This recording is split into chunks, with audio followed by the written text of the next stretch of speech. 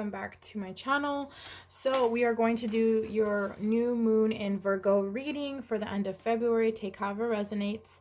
So we're going to read these two sections at the end of your reading. Kind of want to get some like energies, some vibes, what's going on, right? Whether it can be like in a relationship or like your situation, whatever it may be. Keep in mind this reading is a general reading, okay? So take whatever resonates and let the rest, just leave the rest behind.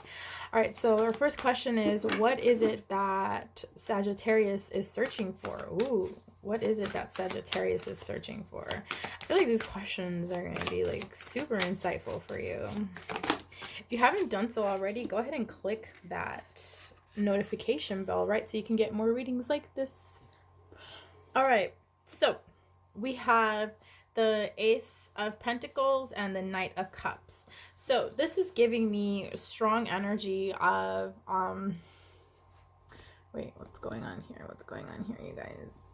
Okay, all right, so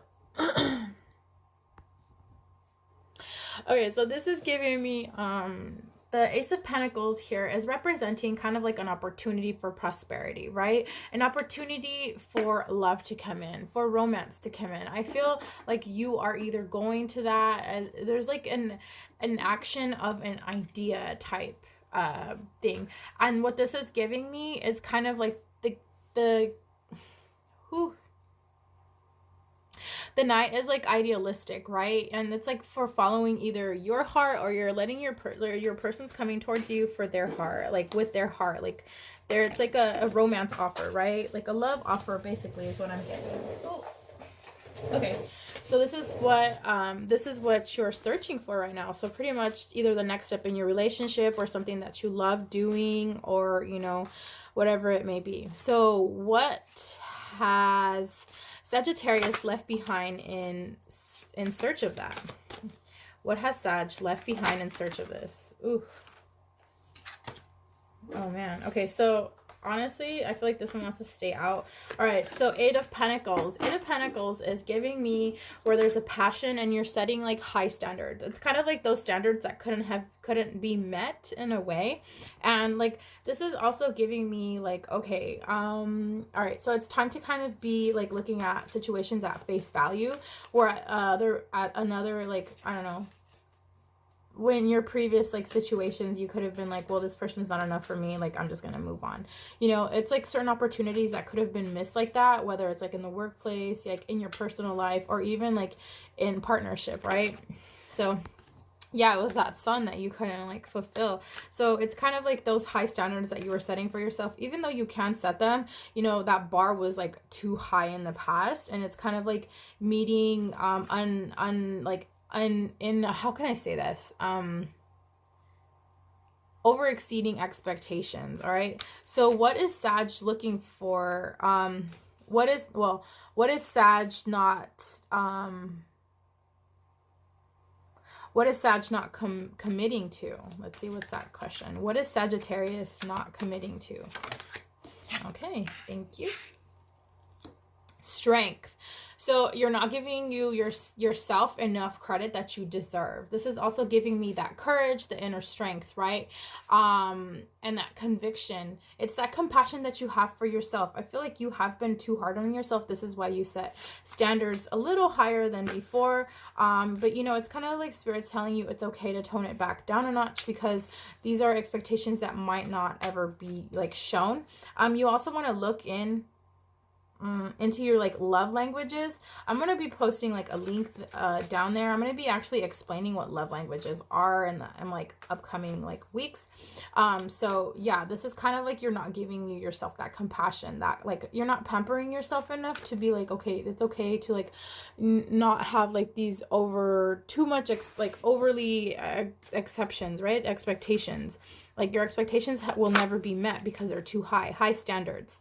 So what has Sagittarius been too careless about? This is a question I've been like wanting to ask for like a good while for Sag. Let's see. What has Sagittarius been too careless about? All right. So we have the 8 of Cups in reverse.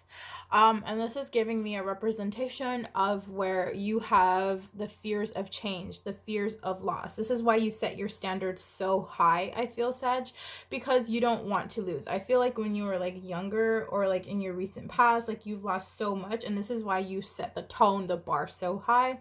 Also, we have the well in reverse. This is also like creativity. You're not giving yourself that credit. That strength is there for you, that inner courage, right? At the bottom of the deck is the 8 of Wands. So with the 8 of Wands, this is like fast action movement, right? This is kind of like the movement that's going to be coming in quick. Once I feel like you give yourself that and that recognition that you deserve from yourself, right? It's going to like pretty much skyrocket and take off. So let's get some starseed oracles for you. Starseed oracles for my lovely, lovely Sag. Wow, those are just going everywhere. Okay, so they want me to get this one.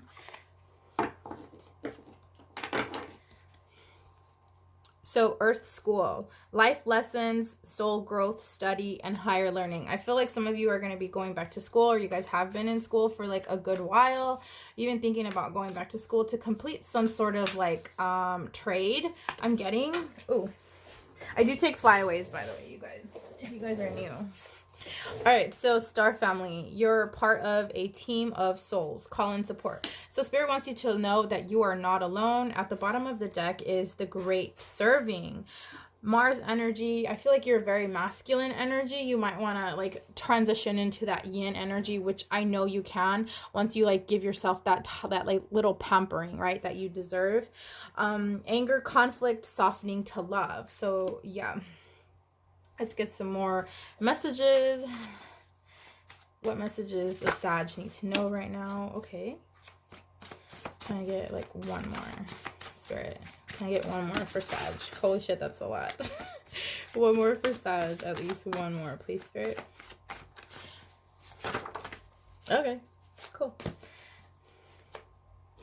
Ooh, at the bottom of the deck is love. I'm going to take that. I don't care.